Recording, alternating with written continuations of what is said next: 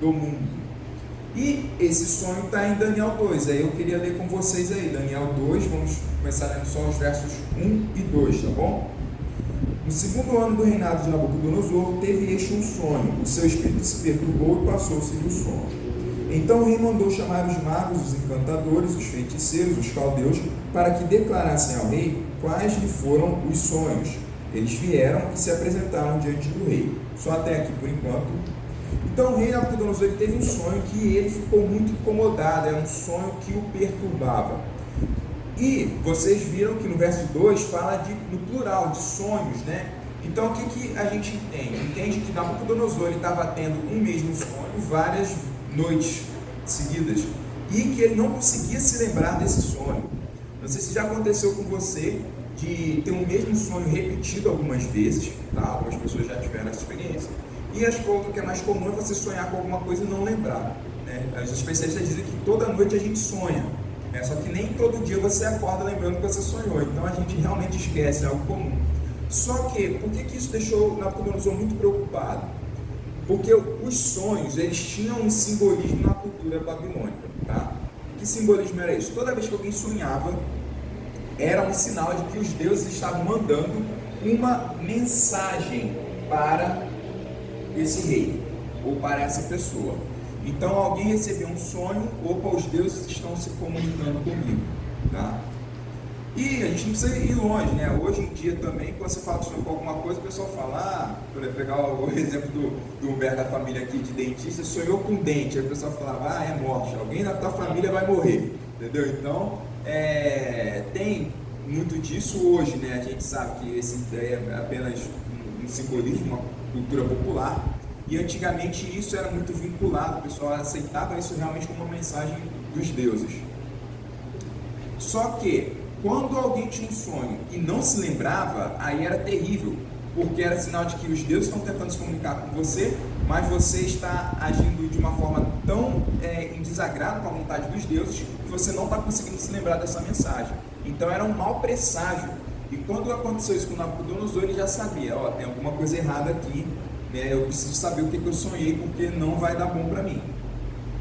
E ele chamou os seus magos para que pudessem revelar o que ele tinha sonhado. E a gente lê isso no verso 4. Então vamos lá, Daniel 2, verso 4. Diz assim: os caldeus disseram ao rei em aramaico: ó rei, vive eternamente, dize o sonho aos teus servos e daremos a interpretação. Porque o rei falou assim: eu não me lembro do sonho.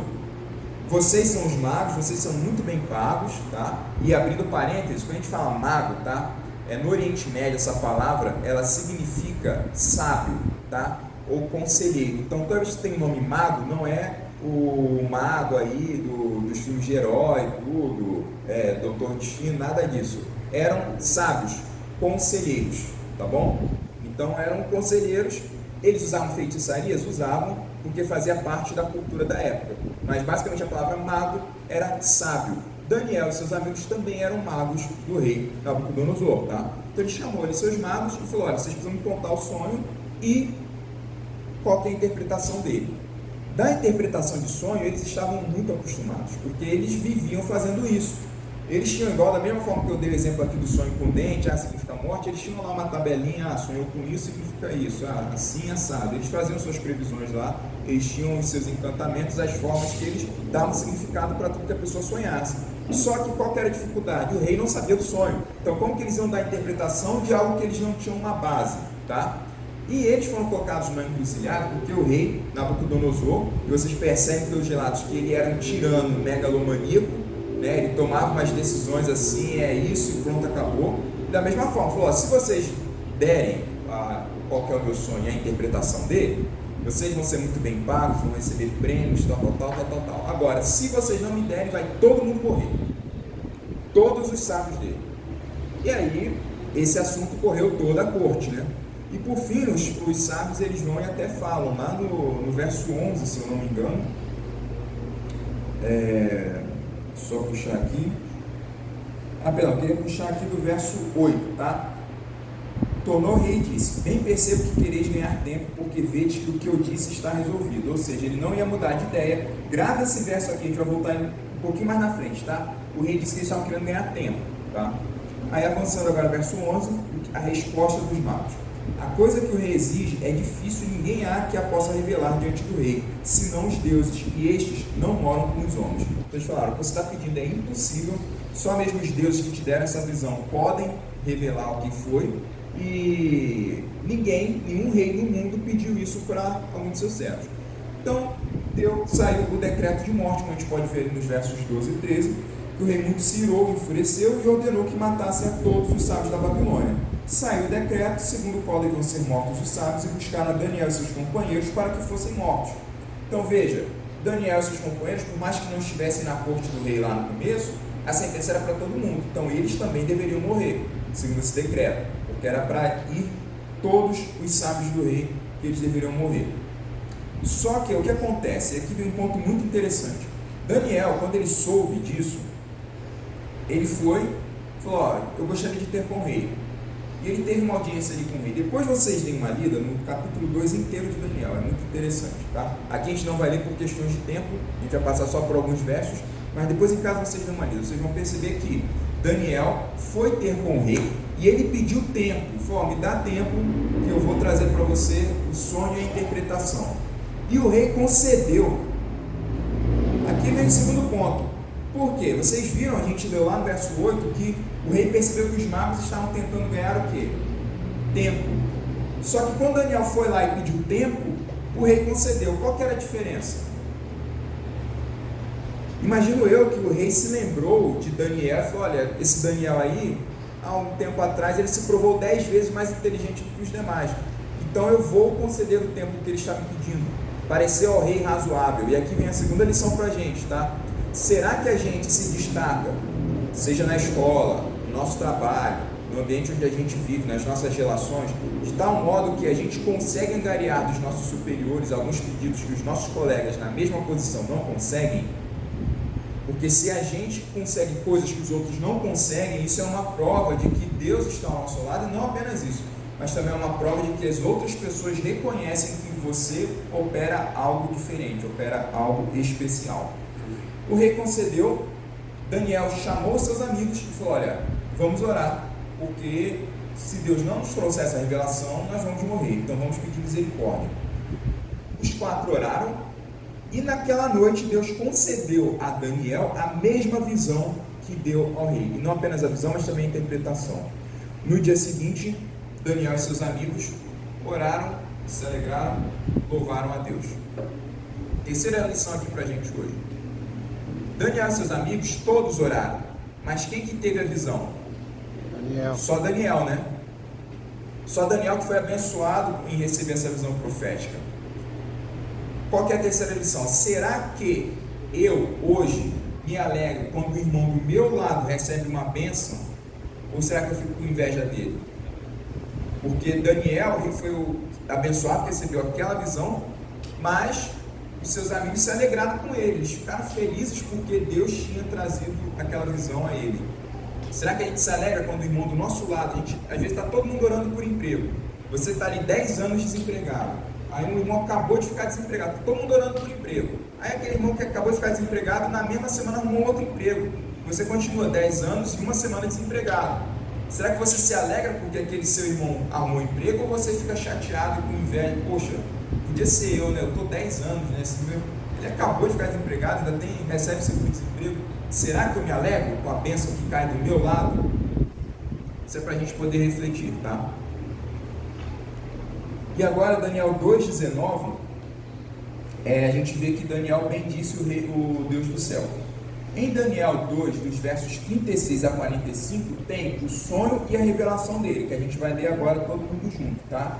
Então, primeiro Daniel vai se apresentar ao rei, ele fala que a visão foi dada para ele não porque ele era mais sábio do que os outros, mas porque o Deus do céu, que revela mistérios assim, quis fazer com que o rei conhecesse qual que era o significado daquela visão, tá? Então, vamos lá, verso 36. Este é o sonho e também a sua interpretação, diremos ao rei.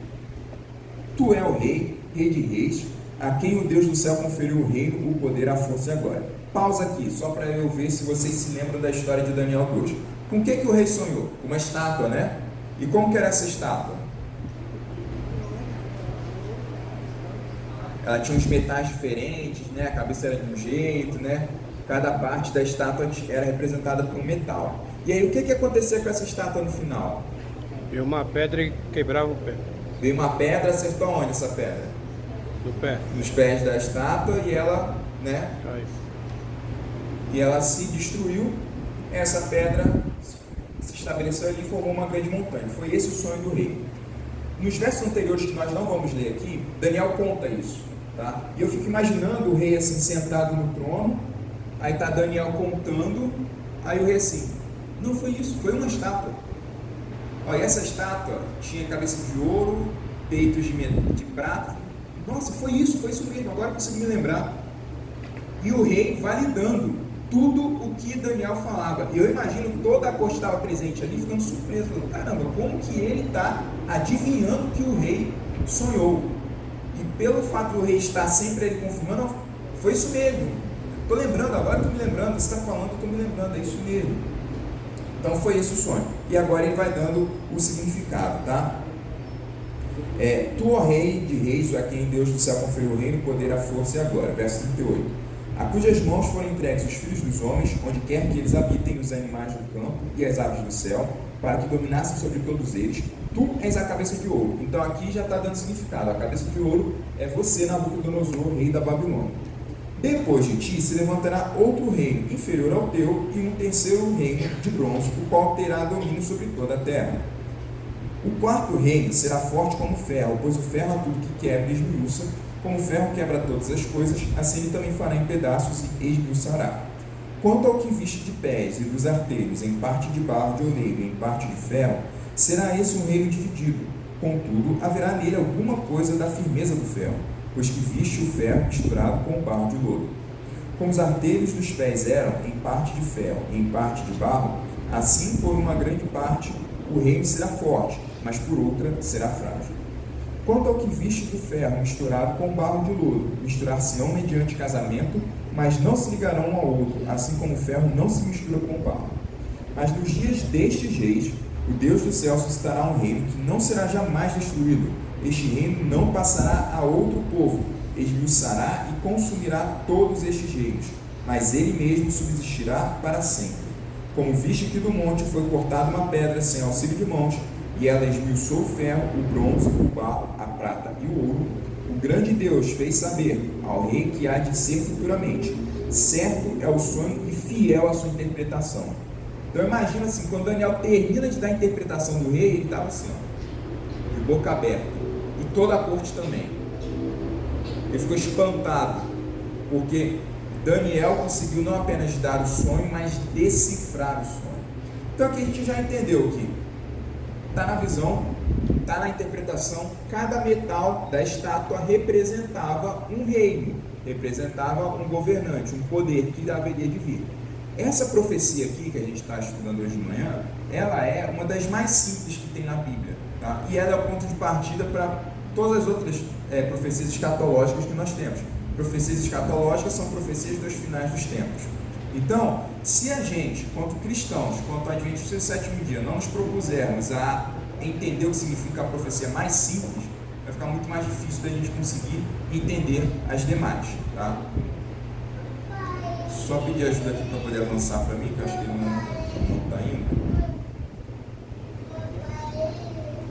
Pronto, então aqui ó, tá a divisão, tá a estátua ali, bem famosa, como vocês muito bem conhecem, com o significado de cada um, com o verso que menciona cada um desses metais, tá bom? Então a gente sabe que são 4 reinos ali diferentes, tá? Acontece que naquele período, eu falei que aconteceu em 2500 anos atrás, no ano 605 a.C., Daniel e seus amigos eles foram levados a cativeiro pelos babilônios, igual eu falei aqui para vocês, tá bom? Então o reino estava governando lá no momento, a gente não precisa fazer mistério, era a Babilônia. Se Daniel falou, olha, você Nabucodonosor é a cabeça de ouro, então a cabeça de ouro era a Babilônia, simples assim, tá? Em Daniel 5:1 tem um relato da queda de Babilônia, tá? Eu vou avançar aqui só para poder ler com vocês. Diz assim: o rei Belsazar deu um grande banquete a 1000 dos seus grandes e bebeu vinho na presença dos 1000. Então, o que aconteceu? Aqui, anos à frente, Nabucodonosor já tinha morrido, Daniel já era bem idoso, estava acontecendo uma festança daquela para 1000 pessoas. Aí imagina você, já não é difícil a gente organizar uma festa de aniversário. Às vezes o Luiz Felipe faz 2 anos na semana que vem, a gente está organizando a festinha dele, já dá trabalho, vão 20 pessoas, mas vai dar trabalho. A gente vai organizar um almoço na igreja, não dá trabalho almoço na igreja? Pô, vai ali 30, 40, 50 pessoas que saem, já dá trabalho. Você imagina um banquete para 1000 pessoas, o trabalho que não deve ter dado. Fizeram, foi uma baita de uma festança, só que uma festança regada ali a muito vinho, muita bebedice, muita orgia. Chegou o ponto em que o rei da Babilônia, na época, Belsazar, ele acabou profanando os tesouros do templo de Israel, porque vamos lembrar que Nabucodonosor, quando conquistou Jerusalém, ele saqueou o templo, levou muitos dos tesouros lá. E no capítulo 5, no verso 4, diz ali, que eles beberam e deram louvores aos deuses de ouro, prata, bronze, ferro, madeira e pedra. Ou seja, estavam adorando todo o panteão dos deuses deles. Parênteses, curioso, né? Aqui, quase os mesmos materiais da estátua, né? Era como se fosse um sinal ali dizendo, tá vendo que a gente falou que ia vir um reino atrás do outro? Dá para se cumprir essa profecia aqui agora. O que acontece? No meio daquela orgia toda, aparece uma mão misteriosa e começa a escrever na parede.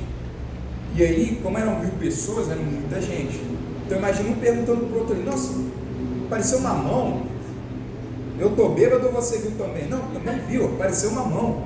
Não, mas aí todo mundo viu, então assim, não estava ninguém chapado, ou estava todo mundo chapado, ou todo mundo bêbado. Mas aquela mão era real, apareceu de fato, tá? E todo mundo vendo ali, não, ou é um surto coletivo, ou realmente apareceu uma mão aqui pra gente, e escreveu uma frase misteriosa.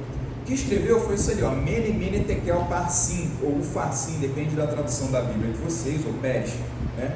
Acontece que essa frase era escrita em aramaico. Novamente eles chamaram os sábios ali para poder dizer o que significava, mas ninguém conseguia entender. E eles não é porque eles não sabiam o que significavam essas palavras, porque essas palavras eram em aramaico, era a língua que eles falavam naquela época. Mas era uma frase codificada. Eles não conseguiam dar o significado. Então, o significado de cada letra, de cada palavra, eles sabiam, mas qual que era a mensagem, eles não sabiam. Então, num dado momento, a rainha mãe, que conhecia Daniel, ela falou para o rei Belsazar, olha, tem um sábio aqui que anos atrás, seu avô, Nabucodonosor, precisava que ele desse uma interpretação, e ele deu uma interpretação. Chama ele. Aí o rei foi, chamou. Aí vocês imaginem, né? Daniel, um homem santo de Deus, entra naquela festa lá, acontecendo aquela orgia, aquela bebedice e tudo mais. E o pessoal esperando, né, qual que era o significado do sonho do rei, tá? Sonho não, perdão, da mensagem misteriosa que foi escrita na parede. Daniel leu e ele recebeu a mensagem de Deus e ele falou, olha, está escrito o seguinte, Mene significa, contou Deus o teu reino e deu cabo dele. Tekel, pesado foste na balança e achado em falta. E Pérez, dividido foi o teu reino e dado aos medos e aos persas. Isso está em Daniel 5, 26 e 28. Então ele não apenas leu, mas ele deu o significado daquela frase misteriosa. Daniel acabou de falar isso, Babilônia foi invadida. Babilônia foi invadida naquela mesma noite. E foi uma invasão extremamente rápida, tá? Ela foi invadida no ano de 539 a.C., foi o período ali que durou o Império Neobabilônico, pelos Medo-Persas.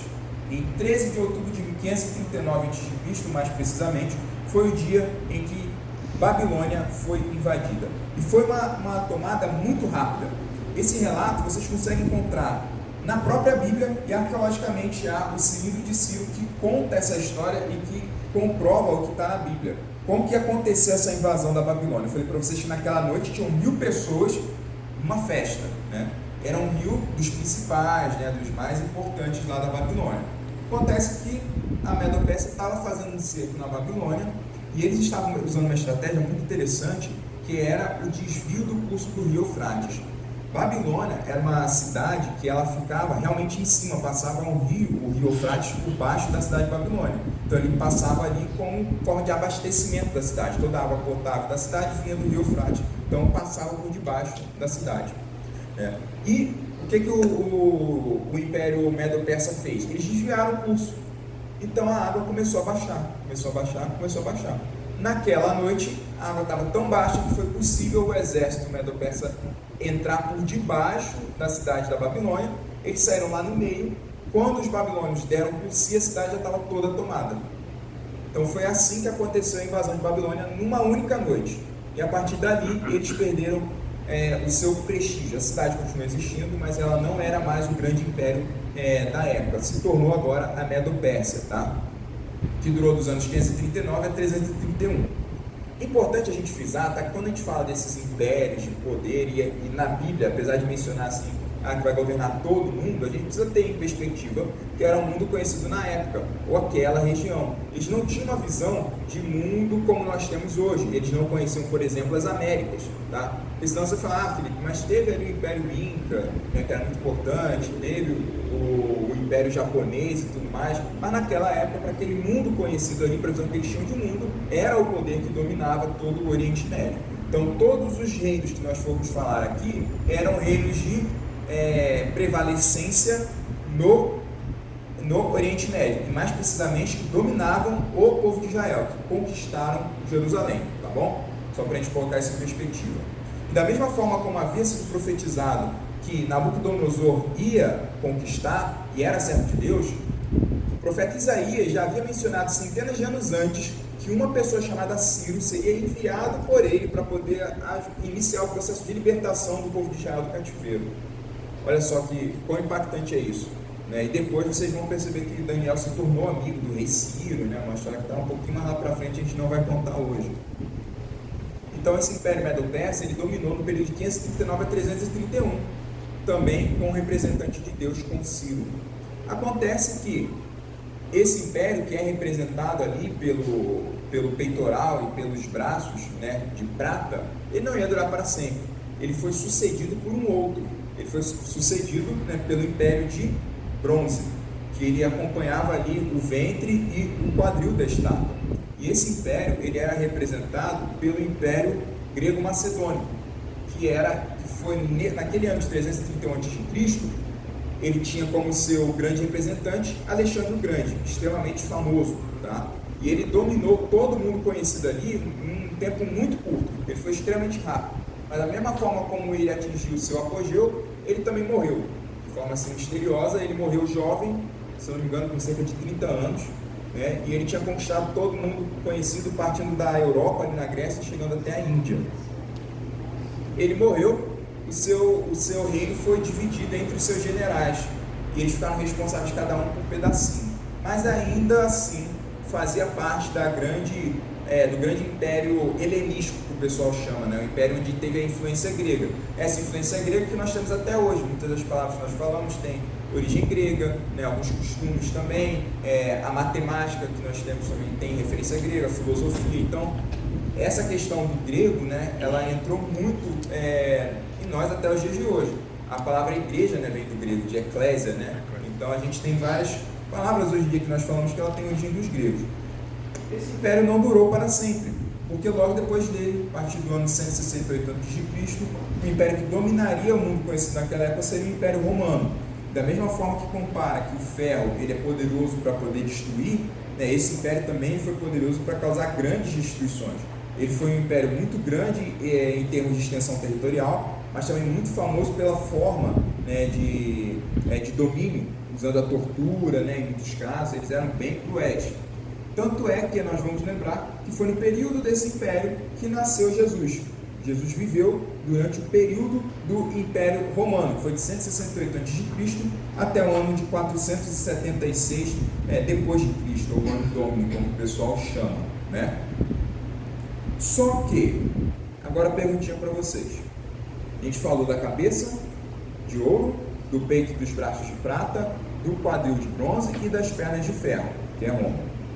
Roma perdeu o seu poder para quem? Pode falar mais alto, eu sou meio surdo, podem falar. Oi? Os vândalos. Ouvi alguém falando para Jesus. Tem mais? E os estrogosos, né? Os ostrogodos.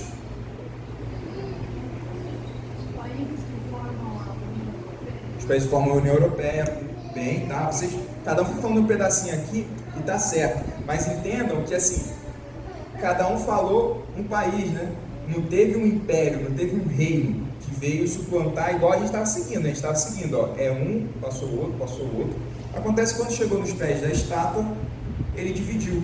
Da mesma forma como os pés têm 10 dedos, né? O Império Romano ele foi conquistado por 10 tribos bárbaras, né? E nesse livro aqui de Edward Gibbon, que é a história do declínio e da queda do Império Romano, entre os capítulos 26 e 36, menciona 10 nações bárbaras, tribos bárbaras, que conquistaram o Império Romano e que dariam origem ao que nós conhecemos hoje como a União Europeia. Então tenham em mente que Roma não caiu de uma hora para outra, isso foi uma sucessão de anos, né?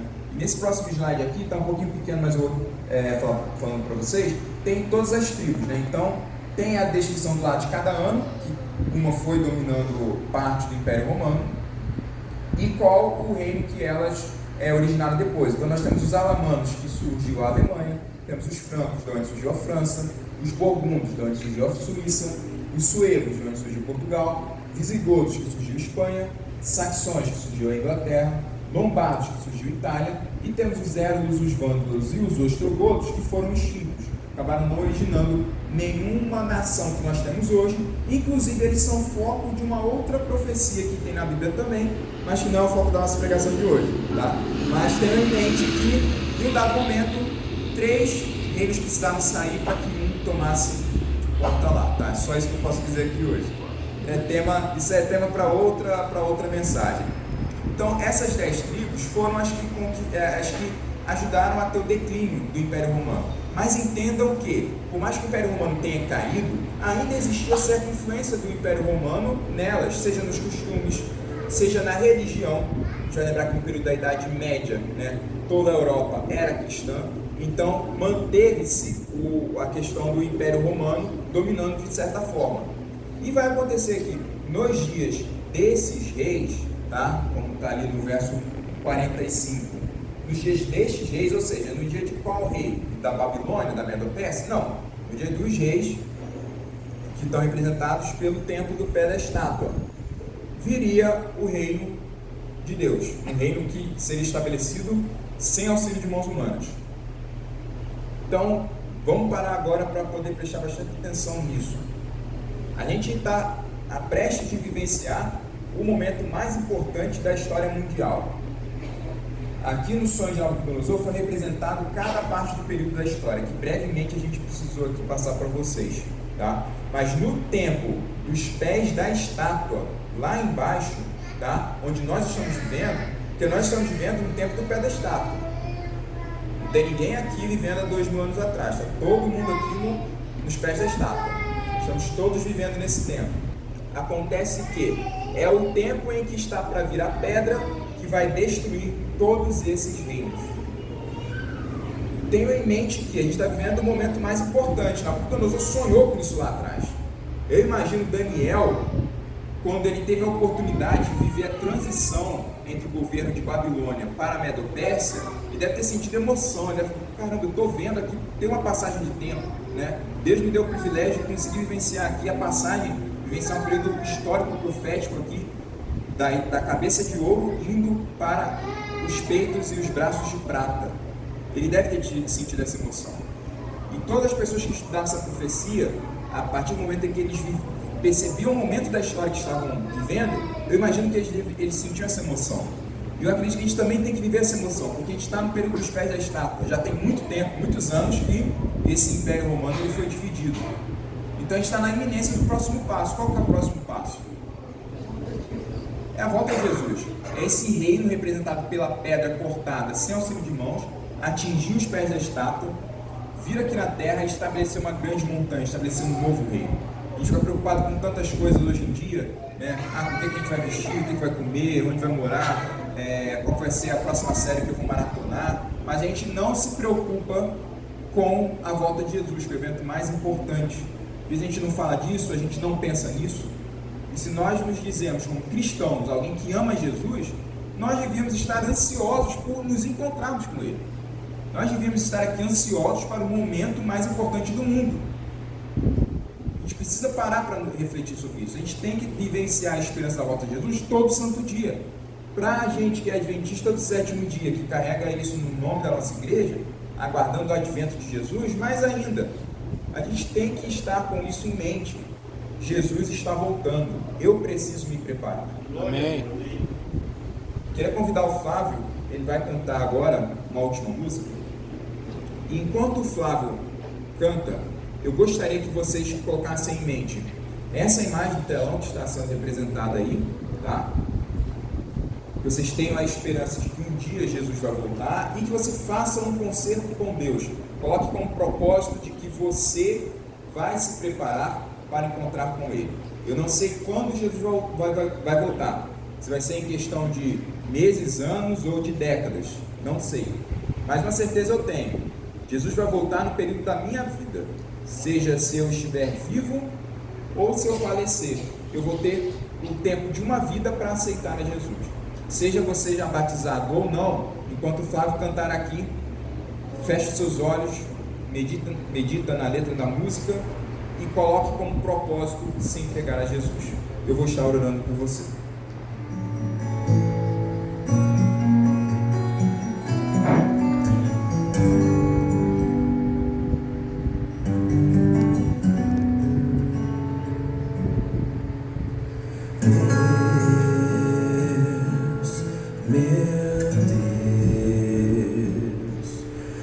Está tão difícil pra mim,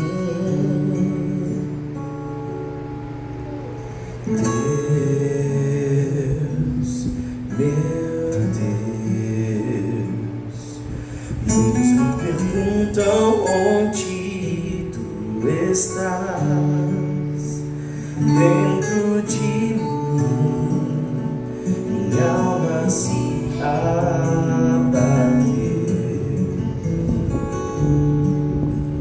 Mas tua mão com tudo me escondeu em tua presença, ó Deus.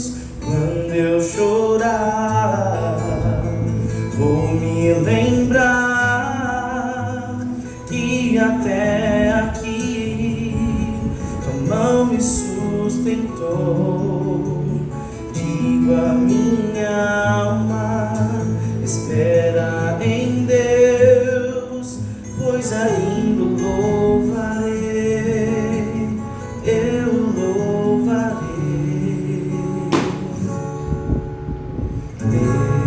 Deus, meu Deus. Muitos me perguntam onde tu estás,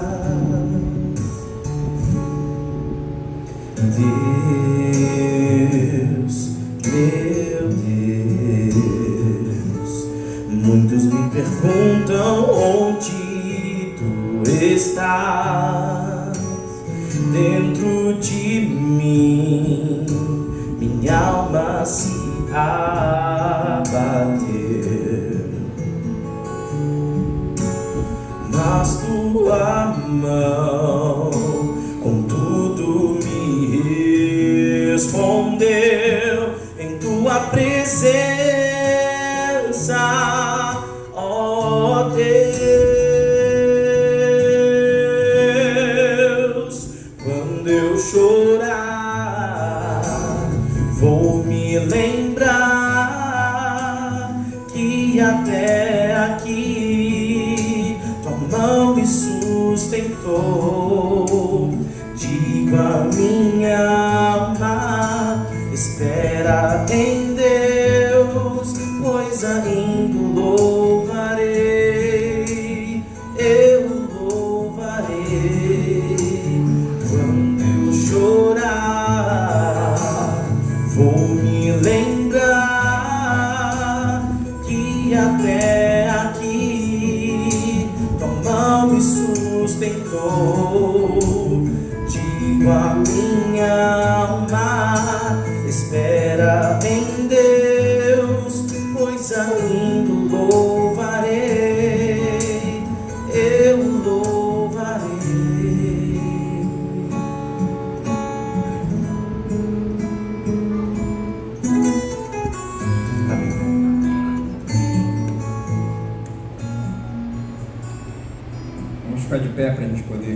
encerrar com uma oração?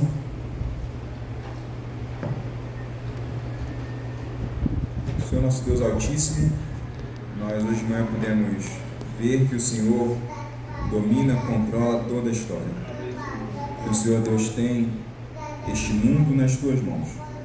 Sabe o momento exato das coisas acontecerem. Pedimos, humildemente, Senhor Deus, nos ajude a reconhecermos o momento da história que nós vivemos, de darmos a real importância para esta época, de termos e colocarmos em mente a cada instante que o Senhor está na iminência de voltar. Estamos prestes a vivenciar o momento mais importante da história desse mundo. Nos ajude a vivermos de forma com que realmente seja condizente com essa esperança que nós temos. Pedimos perdão pelas vezes que nós não agimos da maneira como o Senhor Deus deseja, contra os seus princípios, falhando em um momento ou outro, mas clamamos pela misericórdia do sangue de Jesus Cristo, o mesmo que há de vir nas nuvens dos céus, que derramou o seu sangue para perdoar os nossos pecados. Que o Senhor Deus possa nos perdoar e venha nos fortalecer neste propósito e nessa missão. Esteja aqui com cada membro presente, com cada família aqui representada, que o Senhor Deus possa dar um instante de sábado abençoado a cada um de nós. Despeça a todos em paz para os seus lares. Oramos em nome de Jesus. Amém. Bem, irmãos, que bênção, né? A palavra foi aberta, a mensagem foi dita e vamos sair daqui alimentados. Amém? Vou pedir para o Felipe ficar ali à porta para cumprimentar os irmãos. E amanhã teremos um novo encontro, tá? Às 19 horas. Você faça planos para estar conosco. Vamos sair cantando o hino. Permaneça em mim. Vamos sair com alegria, tá?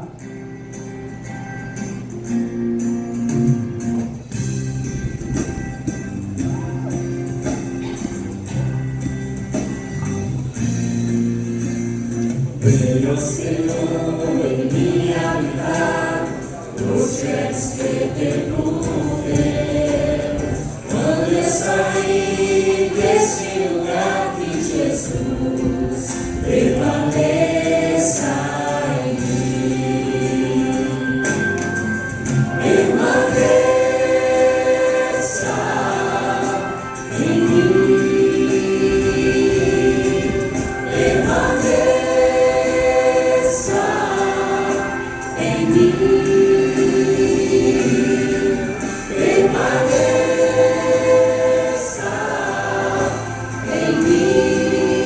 Senhor, permaneça em mim.